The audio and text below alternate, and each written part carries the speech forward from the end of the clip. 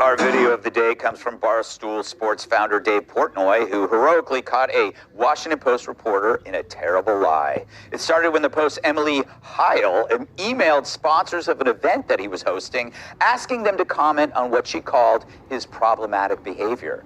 But Portnoy got a hold of that email and confronted her over the phone. Roll it.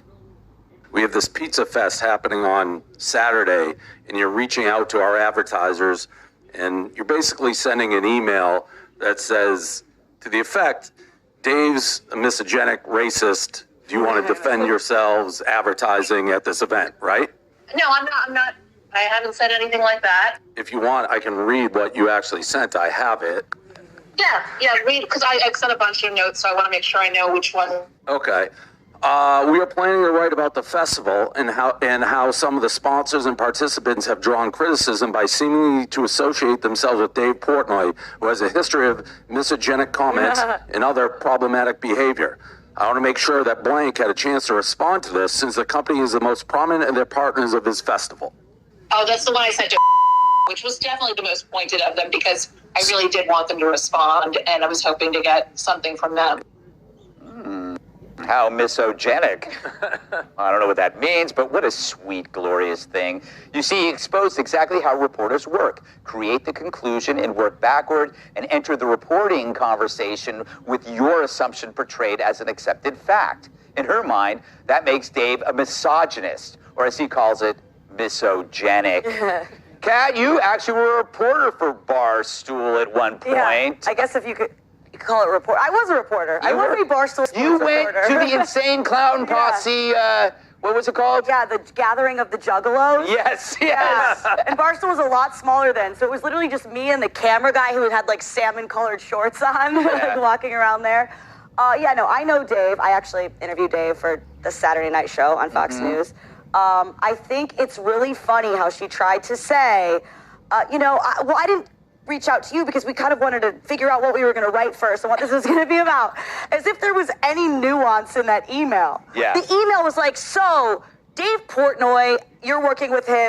He's a piece of Yeah. Explain yourself. Thank you. And that was the entire email. And he had it, and she kept trying like, blah. It would have been better if she would have just been like, yeah, you know what, I don't like you, and this is a hit piece. Yeah. Because the email says it all. Yeah, exactly. You know, Chris, this wasn't about writing a story. It was a strategy to scare the advertisers away. Yes, that's 100% what it was. And I love Dave Portnoy. I mean, he literally is completely fearless. He's just like, I don't care, cancel me, don't. Like, he's going to do what he thinks is right.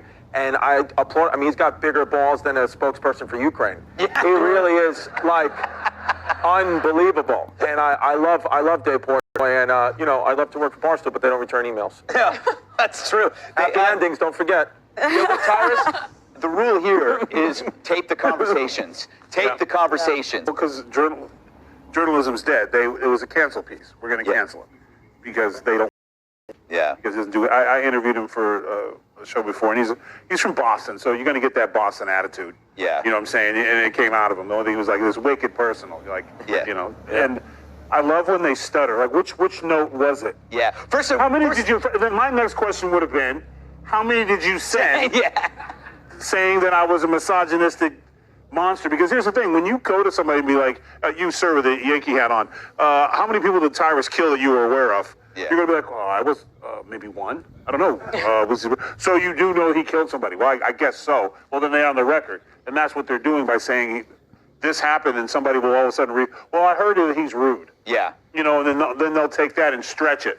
That's exactly what they wanted. Like, he assaults children. Yeah. Like, he'll just extract and just drag it out, make the cover, everyone looks at it, and hope the ad companies will be like, oh, we can't be a part of this. We're hearing a lot of talk about murder. Yeah. A pizza festival. This guy raises millions. He makes small businesses money. Even if he doesn't like it, people go to buy it to prove him wrong. Right.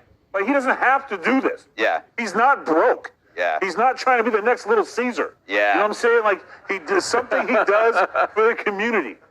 But see, he's really doing it. Yeah. So we didn't get a chance, she wanted to write about feelings because you can saying anything with her. Yeah, and she's a food writer. Aaron, I saw you almost jump out of your seat when you were listening to that. Didn't it give you pleasure to see this happen? I loved it. To hand it back to the journalist. What a masterclass there. One, he never goes off the record. That is a power move in communications. If you never go off the record with a reporter, they got nothing that they can use against you. If you're out there the whole time and you can use it on the record, that gives you a position of power. That is sad gotcha journalism from a food writer who was trying to set him up and set up the advertisers to be like, you can't have anything to do with this. That's what it looks like when you were prepared.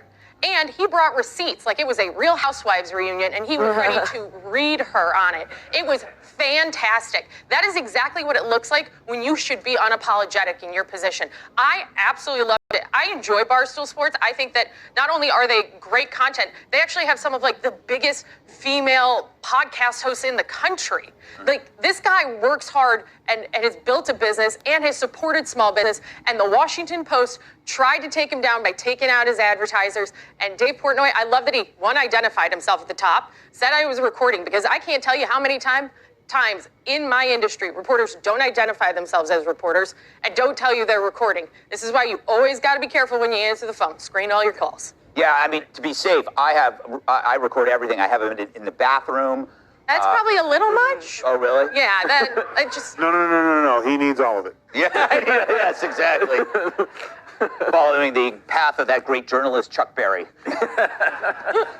But, you know, most people don't have the, I guess, experience that Portnoy has. If you were just an average Joe, you would think the reporter has his best interests in mind. You know, it might be really exciting if you're just a guy who runs a restaurant, gets a call, and I'm supposed to be impressed. And so I don't think that this guy's going to screw me over. And she was also like, Dave, Dave Portnoy, I think I know who that is. Like, come on. She also admits what she's doing there when she says, like, well, yeah, that was my most pointed one. Like, she is really trying to goat people into giving as big a reaction as possible. And, like, people who don't work with reporters, that is their MO more often than not. They work their entire story. They get to the very end and then they're like, okay, so here's everything I've gotten that's terrible, especially in a hit piece. And they're like, and I need you to respond in 2 hours. Good luck. Thank you so much. It's classic in the journalism industry. And he said it correctly when Dave Portnoy said, this is a sad state of affairs for journalism. Yeah, it's a good thing that we were able to see it.